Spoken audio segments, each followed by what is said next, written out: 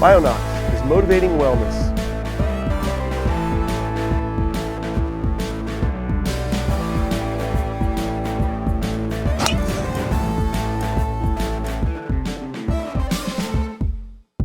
Welcome to Motivating Wellness with Dr. J. I'm your host, Jay Wilkins, and with every episode, we look for individuals that are also supporting motivating wellness in their own right. So we've interviewed practitioners, we've had biochemists, we've had authors, and that brings us to our next guest today. That's one of her talents and skills, but she has many, as we're going to see. I'd like to introduce Mira Dessy, and she is the ingredient guru. I love that. She is an author, speaker, holistic nutritionist, and real food advocate. She emphasizes the importance of a healthy lifestyle through whole foods. After experiencing years of debilitating digestive issues and health challenges, Mira realized the healing strength of food after she learned to eat right, slowly but surely regaining her health. Her recovery and its connection to food and eating made such a powerful impact that she returned to school and earned her certificate as a nutrition educator. We see that a lot. People have an experience and they move into that particular field to be an advocate and help others. Mira was inspired to share the knowledge she gained on her journey to better health and wrote The Pantry Principle: How to Read the Label and Understand What's Really in Your Food. So we will look forward to hearing more about that in our discussion today. So Mira, welcome. Thank you for having me on. I'm so excited to talk with you. Awesome. Cool. Well, we'll dive right into it. Why don't you just give us a little background about yourself? Okay, sure. So, one of the funny things that people don't necessarily know about me, if they know me as the ingredient guru, is that I actually used to be in a completely different field. I used to be a database administrator for an international research firm. And so totally different field, totally different industry. Unfortunately, I, over time, got very, very sick. And, this happens to a lot of people. They start having issues, physical health or fatigue or symptoms that are unexplainable. And as I went through the process of seeing a lot of different doctors, one of the things in hindsight that I realized is nobody talked to me about my food. But I was seeing a lot of different specialists getting sicker and sicker. And fortunately for me, I had a sort of an epiphany. So in 1 week, my life kind of changed. I went to my rheumatologist, and my joke at the time, well, it's kind of funny, not funny joke, was if there was an ist, I had it, because I was seeing so many different doctors. So I went to my rheumatologist and he said, oh, I want to give you this medication, but I don't know if your endocrinologist is going to like it. So I'm not going to do it. And I'm sitting there going, oh, okay. And as I'm driving home, I all of a sudden realized, like, A, aren't you both doctors? Don't you two talk to each other? No, they don't. And B, why are you going to tell me about something you're not going to do for me? Like, how does that help me? 2 days later, I went to a new cardiologist and I thought, oh, he's a new doctor. Like, he's going to want to hear my story. And I'm starting to tell him what's going on. And he goes, Mrs. Dessy, you are getting older. I was 42 years old and this man was willing to consign me to the sofa for the rest of my life. And that was when I finally got mad. And I went home, and to this day, I still occasionally stop and apologize because I don't even know who this woman was, but the woman who answered the phone at the insurance company got an earful. And the end result was I wound up getting something called an executive checkup, which is where they send you to a major hospital. I think there's only a few of them in the country that do it. And you have a gateway doctor and you see an enormous amount of specialists over a 4 or 5 day period of time. The most important thing that came out of that was, one, all of the doctors talked to each other and, more importantly, talked to me and treated me like I was an intelligent person. And two, I was empowered to come home and reclaim my wellness by stepping up to take back control and not just leave it in the hands of other people.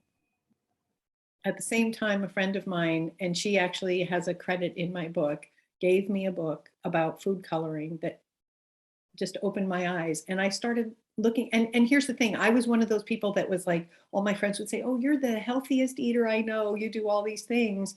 We still had crappy food in the house.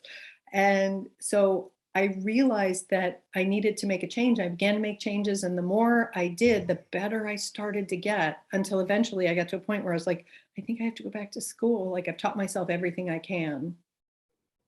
And that, like, is sort of the Reader's Digest version of how I was able to go from literally not being able to walk up the stairs without lying down at the top to recover. Even though I was going to bed, I had to lie down on the floor and wait for my body to get better so I could crawl to bed, to now being like in a really great state of health.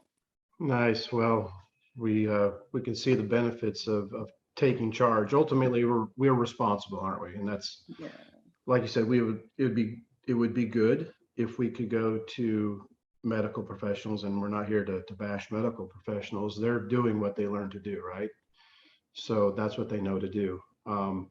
But to your credit, and unfortunately, some people don't get out of that cycle. They never learn, hey, let me do what I need to do. But Mhm. to your credit, you did it. You came out of it. You're successful, and now you're able to help others. So maybe you could just tell us a little bit of the symptoms you were exhibiting during those times to make you go to a cardiologist, a rheumatologist, as well as, what'd you say, an endocrinologist? Endocrinologist, yeah, a lot of them. So I will share that it, in a nutshell, what happened is my immune system imploded. I wound up being diagnosed with 5 different autoimmune disorders. My primary is ulcerative colitis, and I recognize that I'm still diagnosed with it, but I will share with you that my last colonoscopy, I was so happy because my gastroenterologist, because now once you've been diagnosed with that, you do have regular colonoscopies, told me that there is no more sign of ulcerative colitis in my body. And I'm not taking medication for it. I changed it with food and diet and lifestyle and self care and a lot of other things. Now, granted, everybody's body is different, and some people have more severe issues than others. And like, I certainly have friends who've had to have the surgery, because their ulcerative colitis was just so bad they had to have sections of their colon removed. So I'm very fortunate in that regard. But I had that. I have a form of POTS, which is postural orthostatic tachycardic. So I get, and it doesn't happen again right now very often. Occasionally, like, I'll get the sort of dizzy spinny, but I'm also, I do a lot of vagal nerve support, that kind of thing. So it was a lot of symptoms of pain, fatigue, gut distress, having to know where the bathroom was within a 5-minute walk of me, like literally 5-minute walk. And then also pain. I couldn't raise my arms above my head without all of a sudden having a weakness pattern run down both my arms, and then my heart would start fluttering. So just lots of really what seemed like weird symptoms. One of the things that I discovered in the course of all of that is that although each of those conditions has their own name and their own specialist, autoimmune disorder is actually a spectrum disorder. They do not exist in a vacuum. And in fact, many people who have at least one autoimmune disorder frequently have another as well. Yeah, very true. Well, we have something in common. So I was diagnosed with ulcerative colitis in 1999, and also have come out on the other side of it. I've been recommended to have a colectomy twice, a full and then a partial, but went against medical advice, and took charge of my health as well. So that's been, some 20 plus years later. Still got our colons, yay. Yay! And I tell people I've become very attached to my colon. So anyway, We yeah, should start a so Keep Our Colon Club. yeah, right, there you go, there you go. I love it. Yeah, I love that. Keep your colon going, because you do see, and I did the same thing. Actually called other people that have had colectomies and they have said how it affected them, and many of them it's been very successful. But just for me, it's just like, no, I just can't do it. So anyway, we've come up off the other side there. So we'll have another conversation later about the whole journey of for ulcerative colitis. But why don't we do this? Why don't we go ahead and get into the book that you wrote, which you've wrote many. How long have you been writing? How many books do you have? So I have 3 print books, and I currently have, I think we're working on the 5th ebook. Okay. All right. I'm a big, the thing that fires me up a lot is helping people have information and resources, because so much of this stuff is really hard to find. And so by either bringing it all together for them, like in the Pantry Principle, with this book right here, and I still mark up my own book, like, isn't that funny? But this book came out of the fact that I was working with clients and giving them the same handouts and saying the same thing over and over again. And for, I don't know, a year or more, I stomped around going, why is it so hard to find this information? Why is this so difficult? It shouldn't be this hard. And then all of a sudden one day I went, wait a minute, maybe I should write a book. And then it took me 9 months to research the book and then write it after that. So it took a long time. Yeah. Well, good. So avid writer then, and so just let's get into this book then. The Pantry Principle: How to Read the Label and Understand What's Really in Your Food. So that's that's a good thing to know as you're looking at a label. What the heck is this and that?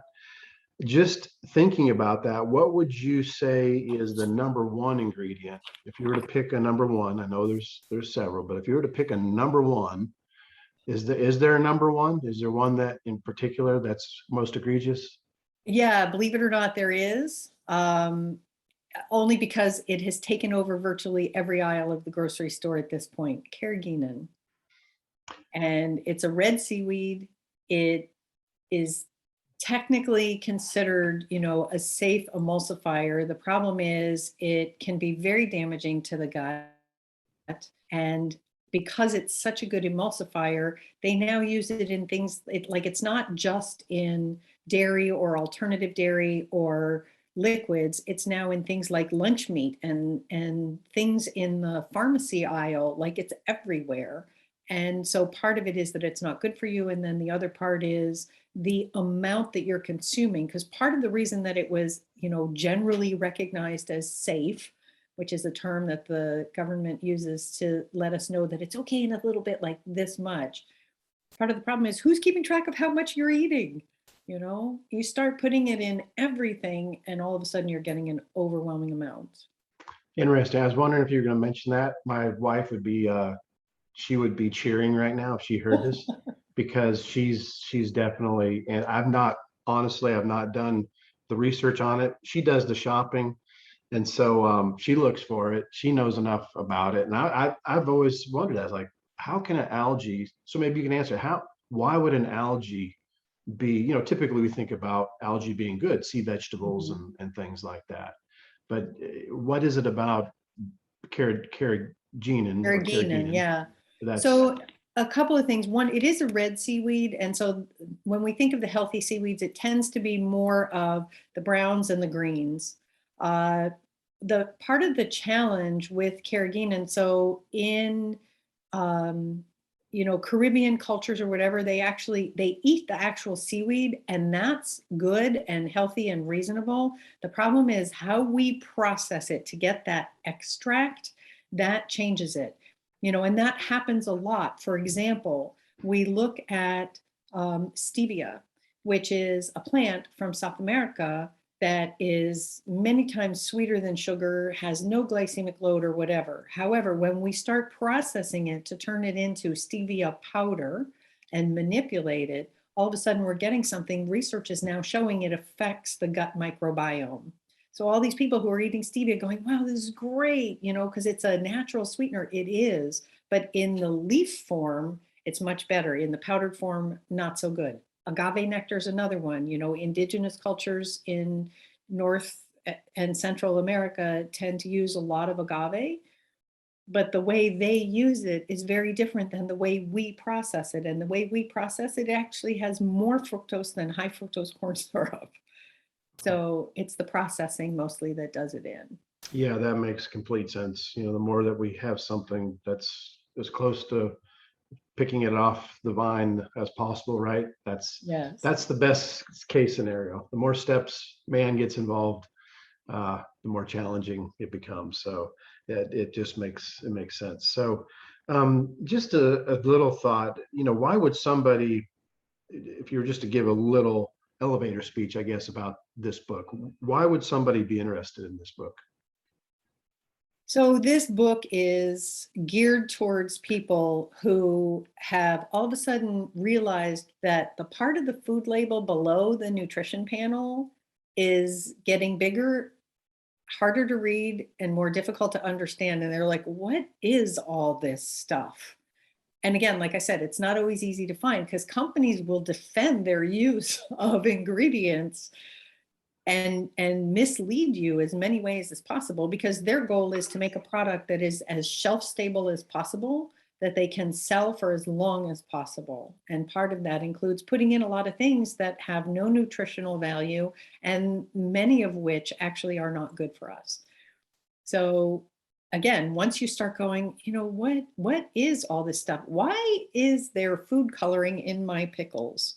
Like, Right. do we need that? No, we don't. But then they start trying to look for information and it's very misleading and it's very confusing and it's very overwhelming.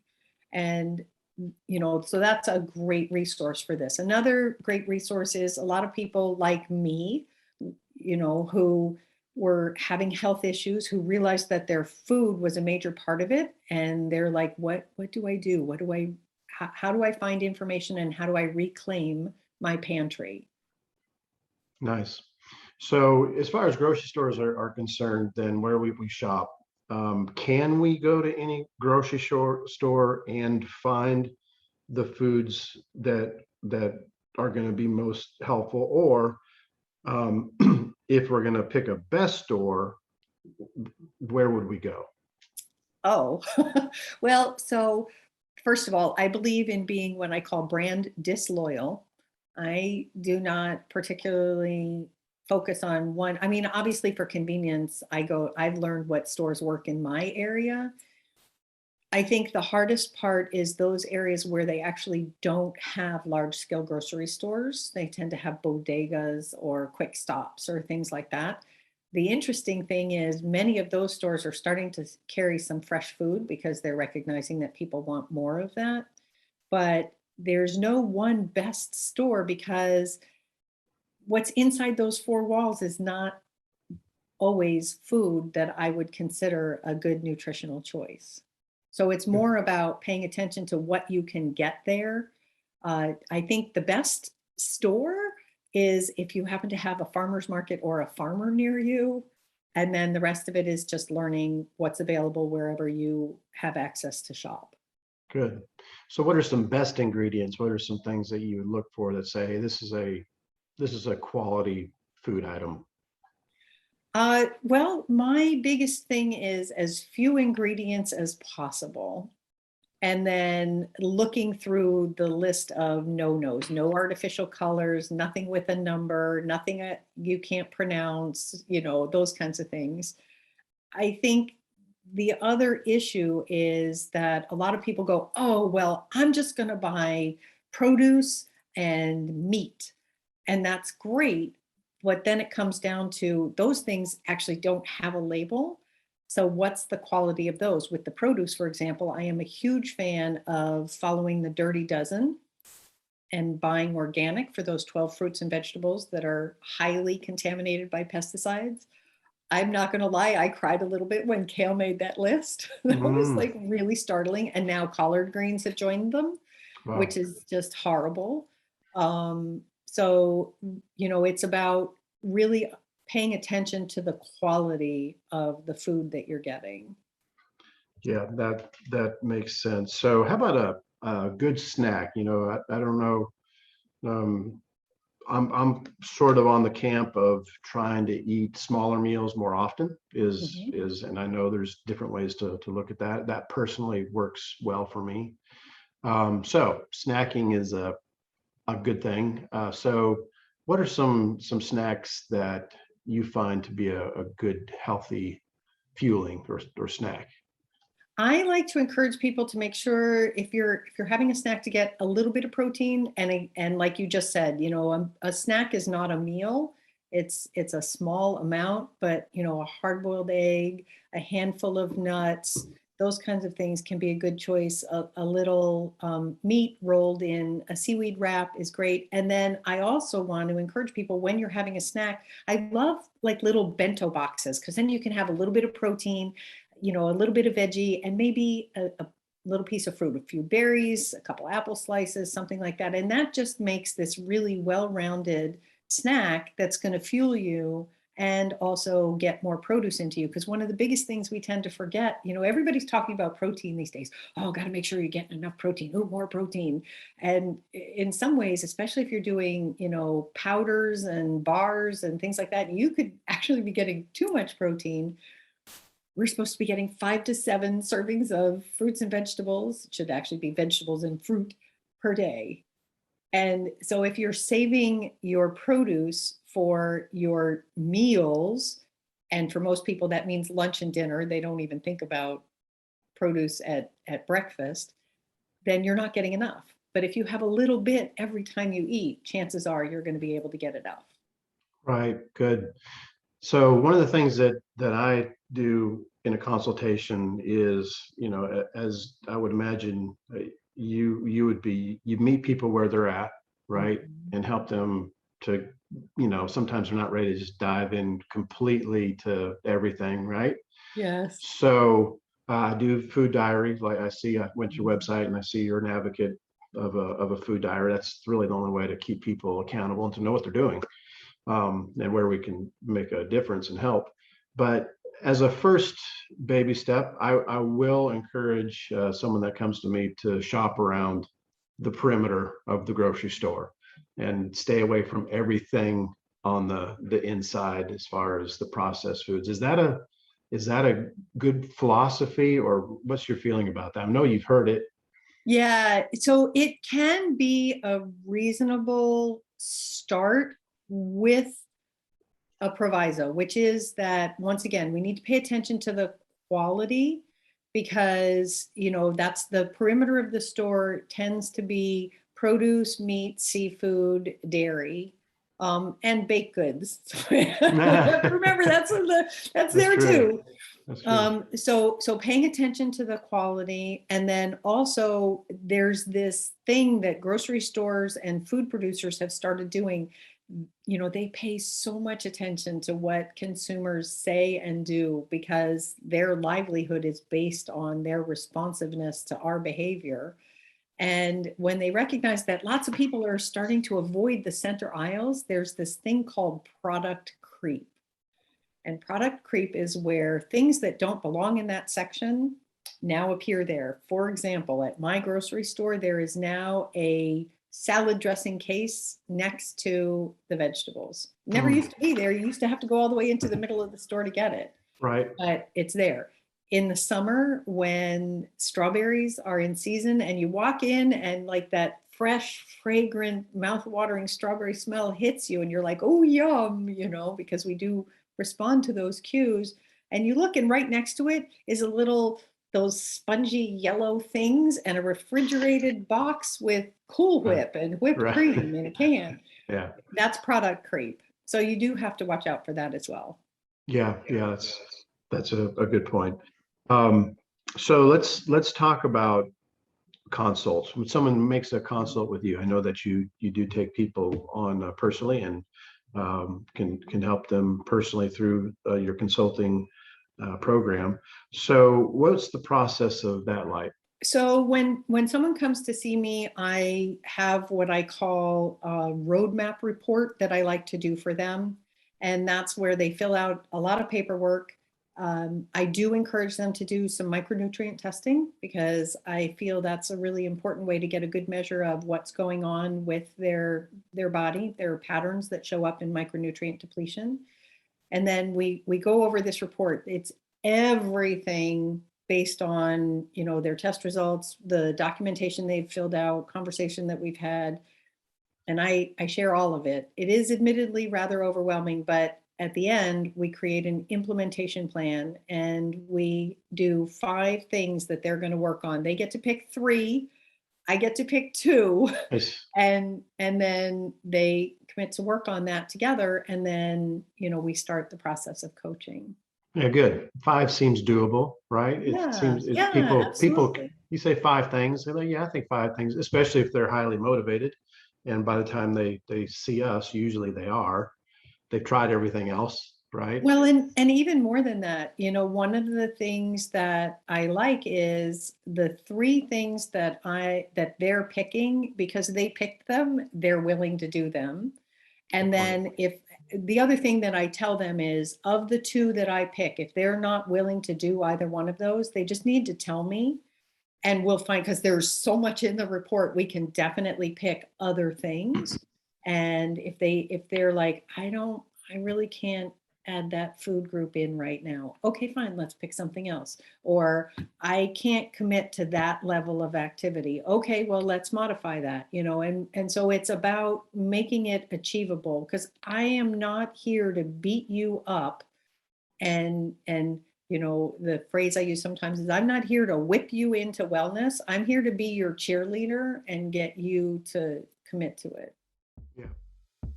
Join Dr. J next time for part 2 with Mira Dessy, the ingredient guru.